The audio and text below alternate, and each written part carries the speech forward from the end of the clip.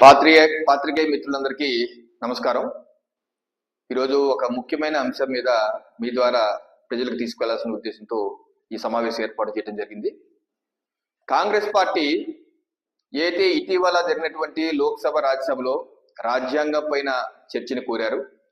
అయితే ఈ చర్చలో మా యొక్క నాయకులు, ఎన్డీఏ నాయకులందరూ కాంగ్రెస్ పార్టీ యొక్క డొల్లతనాన్ని, గత 70 సంవత్సరాలుగా రాజ్యాంగాన్ని, అంబేద్కర్ గారిని ఏ రకంగా అవమానించారన్న విషయాన్ని ఆధారాలతో సహా సభ ముందు ఉంచితే దాన్ని తట్టుకోలేక, సమాధానం చెప్పలేక ఈరోజు అమిత్ షా గారి మీద, కేంద్ర హోంమంత్రి గారి మీద అయితే వారు మాట్లాడినటువంటి ప్రసంగం 90 నిమిషాలు 5400 సెకండ్లు మాట్లాడితే దానిలో 11 సెకండ్లని ముక్కలు చేసి అసత్య ప్రచారాలు చేసి లేనిది ఉన్నట్టుగా భ్రమింపచేసే పని చేస్తున్నారు. ఇది సిగ్గుచేటు.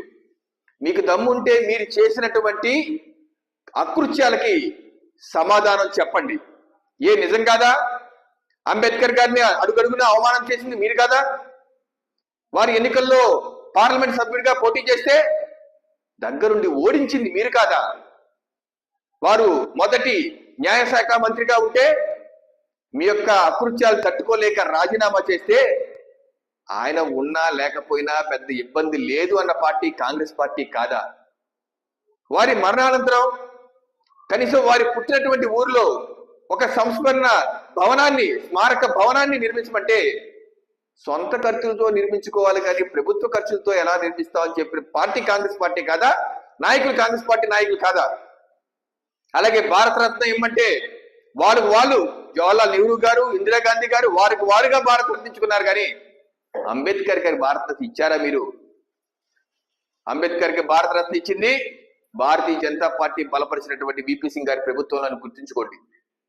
అలాగే వారి యొక్క జన్మించిన స్థలం మావో కావచ్చు, అలాగే వారు చదువుకున్నటువంటి ప్లేస్ లండన్ కావచ్చు, ముంబై కావచ్చు, ఢిల్లీ కావచ్చు, నాగ్పూర్ కావచ్చు, పంచతీర్థాలుగా అభివృద్ధి చేసింది ప్రధానమంత్రి నరేంద్ర మోడీ గారు కాదా? భారతీయ జనతా పార్టీ కాదా?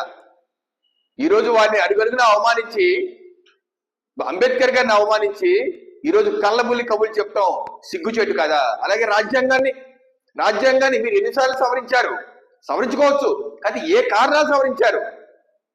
ఇందిరాగాంధీ గారి ఎలక్షన్ చెల్లదని చెప్పి అలహాబాద్ హైకోర్టు చెప్తే దాన్ని మళ్ళీ చట్టబద్ధ చేసుకుంటాక రాజ్యాంగ సవరణ చేశారు.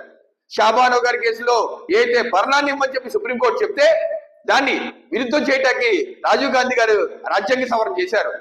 అలాగే మీరు ఎమర్జెన్సీ విధించి 5 ఏళ్ల ఉండవలసినటువంటి పార్లమెంట్ డ్యూరేషన్ ని, సమయ కాలాన్ని 6 ఏళ్లు పెంచుకున్నారు. ఇలా అడుగడుగున రాజ్యాంగాన్ని సవరణలో దుర్వినియోగం చేసి మీ యొక్క సొంత అవసరాల కోసం వాడుకున్నారు. భారతీయ జనతా పార్టీ ఎప్పుడు అలా చేయలేదే. మేము రాజ్యాంగ సవరణ చేసాం. దేనికోసం చేసాం? బీసీ కమిషన్ కి రాజ్యాంగ పద్ధతి ఇవ్వడానికి చేసాం. అలాగే ఈడబ్ల్యూఎస్ రిజర్వేషన్ ఇవ్వడానికి చేశాం. అలాగే ట్రిపుల్ తలాకి రద్దు చేయడానికి చేశాం. అలాగే మహిళా రిజర్వేషన్ బిల్లు తీసుకురావడానికి చేశాం. అలాగే ఆర్టికల్ 350 కాశ్మీర్కి ప్రత్యేక ప్రతిపత్తి ఇచ్చి మీరు ఏదైతే అవమానించారో, భారతదేశంలో ఆ కాశ్మీర్ భాగం కాదని చేశారో దానికి రద్దు చేశాం. ఇలాగే దేశ కళ్యాణం కోసం చేసినటువంటి రాజ్యాంగ సవరణలు మీరు ఈ రోజు కళ్ళబుల్లి కబుర్లు చెప్తూ అమిత్ షా గారు చేసినటువంటి వీడియో ప్రసంగాన్ని ముక్కలు చేసి అబద్ధాలు, అసత్యాలు ప్రచారం చేసే విధంగా ఏది మీరు నాటకాలు ఆడుతున్నారో ప్రజలు చూస్తున్నారు. మిమ్మల్ని చిత్కరించారు. అందుకనే గత 3 పర్యాయాలుగా దేశ ప్రజలు మిమ్మల్ని చిత్కరిస్తున్నారు. ఈ రకంగానే రాహుల్ గాంధీ గారు ఒక గూండాయిజం ప్రదర్శిస్తూ ఆల్రెడీ ఎంపీల మీద దాడి చేస్తున్నారు. ఇటువంటి ధోరణి ఉంటే ఎప్పటికే కాదు ఎప్పటికీ మీరు అధికారంలో రాలేరు.